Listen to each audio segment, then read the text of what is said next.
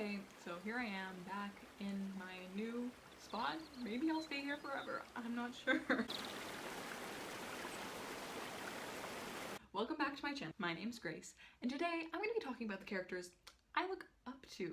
Now see, in the booktube community, or just the book community in general, we really like to talk about our favorite characters because obviously, what's the point of having a booktube channel, having any book social media at all, if you can't talk about what you love? And not to say I don't love these characters, but we love characters for different reasons.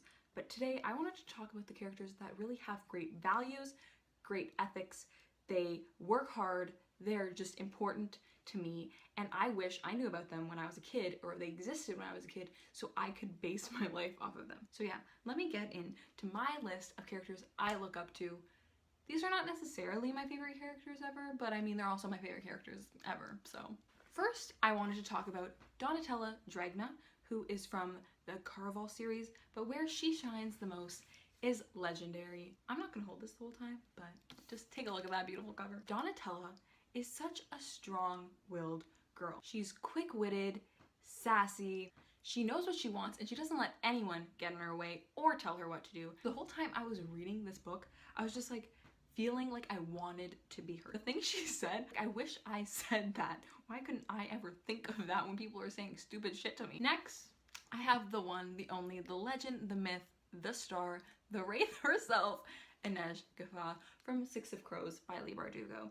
I mean, how can you make a list of characters you look up to without including Inej? Inej is a saint. She's not perfect, but she could be a living saint. Alina, who? Like, make Inej a saint in this world. She's a role model that I think all young girls need in their life. She is so strong. She's so kind and yet harsh, and she knows when she needs to be harsh and vindictive. And she doesn't need anyone to help her in life because she can do it herself. She can protect herself. But despite that, she doesn't close herself off to people, which I think is what is so unique about her. I just want the world for her. Now, when I was making this list, one name just kept popping up in my head, and I don't know why, because realistically, I shouldn't be looking up to this character, but he just, and that is none other than Draco Malfoy. Wait until my father hears that Dumbledore's got this oath teaching classes. I'm just gonna read to you what I wrote here because really, I don't know why I look up to him, but like Donatella, I want to be him. Like when he stepped on Harry, like kicked him in the face in The Half-Blood Prince, I was cheering him on. This is really telling about who I am. I'm realizing this, like this video is really gonna tell you a lot about me. So, hey guys, I wanna be Draco Malfoy.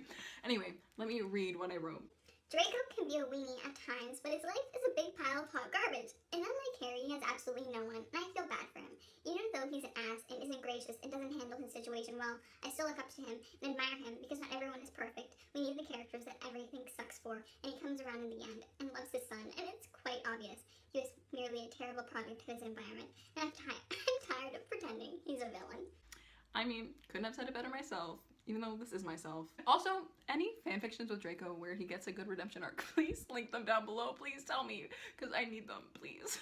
Anyway, next is Audrey Rose Wadsworth from Stalking Jack the Ripper. Stalking Jack the Ripper takes place in the 1800s, I believe, and Audrey Rose wants to be a forensic scientist. She is a forensic scientist. She wants to study science and dead bodies.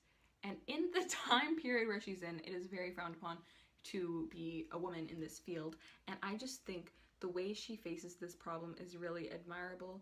She's a really strong advocate for following your dreams and doing what you want and not giving a shit about what your father says or society says, and I really admire her. I know she's in a position of privilege because her uncle is a forensic scientist. She has support from him. I really admire her tenacity and her ambition. Next, I have, and bitch, you thought I was done with Six of Crows. Yeah, right. 6 amazing characters and you only want me to talk about one? Yeah, right. We're talking about Kaz Brekker, bitch. Kaz is the smartest character I've ever read about. Every time he pulls off one of his plans, I'm shook. Like, Kaz, I want to be him, but also no, thank you. I can't live that life, but also, like, yes.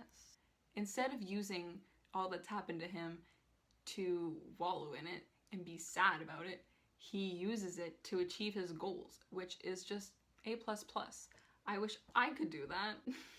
Next, I have Grace Salter from the Nowhere Girls. Listen, I almost didn't read this because the main character's name is Grace, and I hate reading books about characters named Grace, but I love Grace.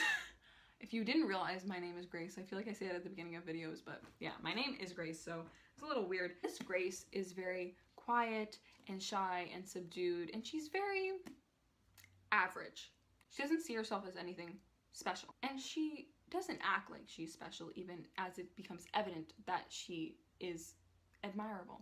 She finds out that the house she lived in, a girl used to live there who was raped and pushed out of town by the ridiculing of her peers at their high school and just the people in the neighborhood. And when she finds this out, she organizes the group, the Nowhere Girls, to get justice for this girl who was raped and nobody believed her. She's a simple girl and she thinks of herself so lowly, and yet she organizes this entire group for a girl she didn't even know, and she makes such great changes in her community, a community that she's new to, and it's so amazing to me.